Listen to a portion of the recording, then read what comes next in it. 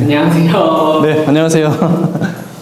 제가 정수리 탈모가 진행이 됐더라고요. 그래서 지금 좀 여기저기 알아보고는 있어요. 근데 너무 많은 업체가 있어서 좀 이렇게 잘하는 업체 가고 싶거든요.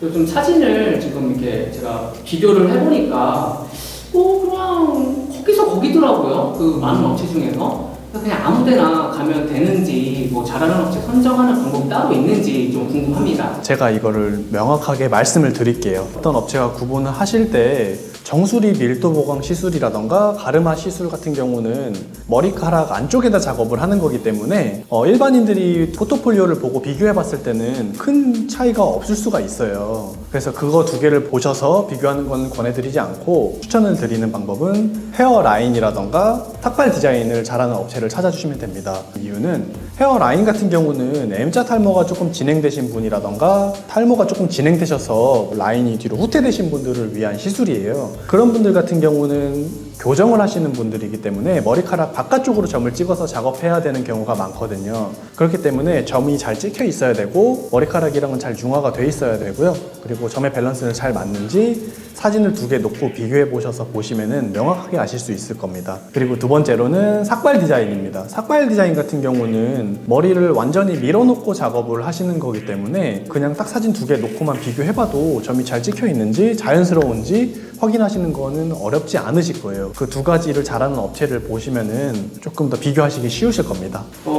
이게 제가 문신을 사실 한 번도 받아본 적이 없어요. 그래서 좀 이게 부작용이 있는지 없는지 좀 궁금합니다.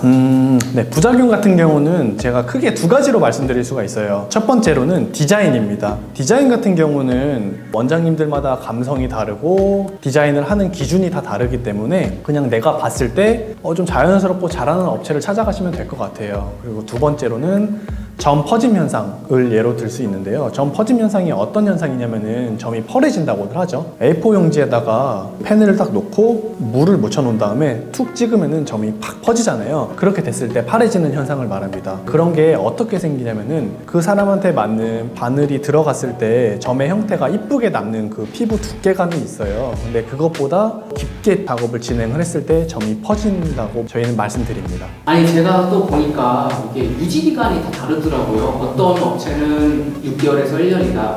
또 어떤 업체는 뭐 5년에서 10년 간다. 다 다른데 대체 유지 기간 어떤 게 맞는 말인가요? 네, 유지 기간 같은 경우는 저희 휴먼렌즈에서 작업을 받으시게 되면은 5년에서 7년 정도 유지된다고 말씀은 드려요. 근데 이제 개개인마다 조금 차이는 있을 수는 있는데 피부가 조금 지성이시라던가 좀 두꺼우신 분들이시라던가 땀을 많이 흘리시는 분들 같은 경우는 점이 조금 옅어질 수는 있어요. 짙은 검은색에서 짙은 회색으로 좀 옅어지실 수는 있는데 그렇다고 점의 형태가 완전히 없어져서 사라지는 게 아니라 조금 옅어지는 정도라고 말씀드릴 수 있습니다.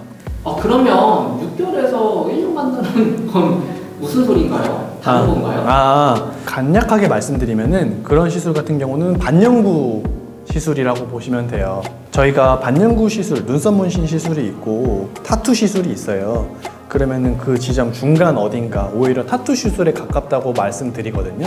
타투 시술에 가깝게 작업을 진행하시게 되려면은 어느 정도 피부 깊이 층을 정확하게 찍어서 점의 형태를 리스크가 있지만 조금 남겨야 되는데 그 남기는 기준에서 조금만 깊게 들어가면 점 퍼짐 현상이 일어날 수가 있어요. 그렇게 되기 조금 두려우셔서 그 사람에 맞는 점의 두께보다 조금 더 위쪽, 그러니까 얇게 찍어서 작업을 하는 게 돼서 색이 금방 빠지는 겁니다.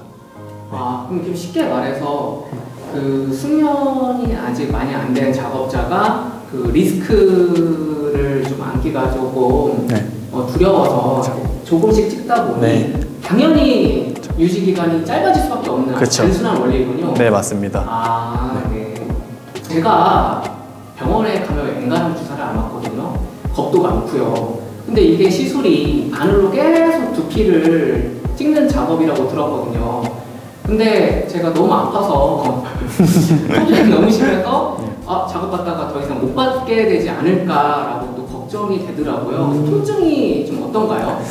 통증 같은 경우는 이것도 개개인마다 차이가 있을 수는 있어요. 그런데 그냥 주무시는 분들도 계시고요. 시술 받다가 그냥 핸드폰 하시는 분들도 계신데 조금 피부가 예민하신 분들 같은 경우는 따끔한데 참을만 합니다. 이 정도라고 말씀드릴 수 있습니다. 근데 그렇다고 뭐 중간에 그만두시거나 시술을 포기하시는 분은 제가 본 적은 없어요. 네, 참을만 합니다. 이번에 이렇게 영상 찍으신 김에 뭐 좀 한마디 좀 하시겠다고 하시던데. 네, 맞아요. 제가 말씀드리고 싶은 게 있는데 그 2021년 작년을 기점으로 두피 문신 업체가 굉장히 많이 늘어나고 생기고 있어요. 그래서 제가 어떤 업체는 어떻게 작업을 하나, 어떤 식으로 작업을 하나 조금 SNS 같은 데서 볼 때가 있는데 저는 정말 충격 먹었습니다. 10군데 업체를 보게 되면은 8군데는 정말 엉망으로 작업하는 곳이 너무 많아요.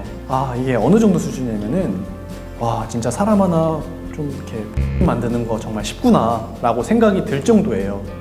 미의 기준이 다르다 이런 걸 떠나서 그냥 잘못된 작업이다, 정말 엉망이다 라고 들 정도로 좀 책임감이 없는 작업들이 너무 많아요. 저희가 물론 탈모인들의 스트레스를 해결하기 위함도 있지만 어쨌든 돈을 받아서 고민을 해결해주는 직종이잖아요. 근데 그 순서가 좀 뒤바뀌신 분들이 많아요. 너무 돈을 위해서만 작업을 하시는 분들이 좀 많고 그냥 돈만 어떻게든 받아가지고 보내려고 하시는 그런 느낌의 작업들이 너무 많은데 오히려 그렇게 되면은 그 업체뿐만 아니라 그냥 두피 문신이라는 업계에 대한 이미지만 손상시키는 일이거든요. 조금만 더 책임감을 가지고 연구를 해주셨으면 좋겠어요. 원장님들이 연구를 해주시고 내가 이 한 사람을 정말 고민을 해결해 주는 사람이다 라고 좀 직업의식을 가지셨으면 좋겠습니다.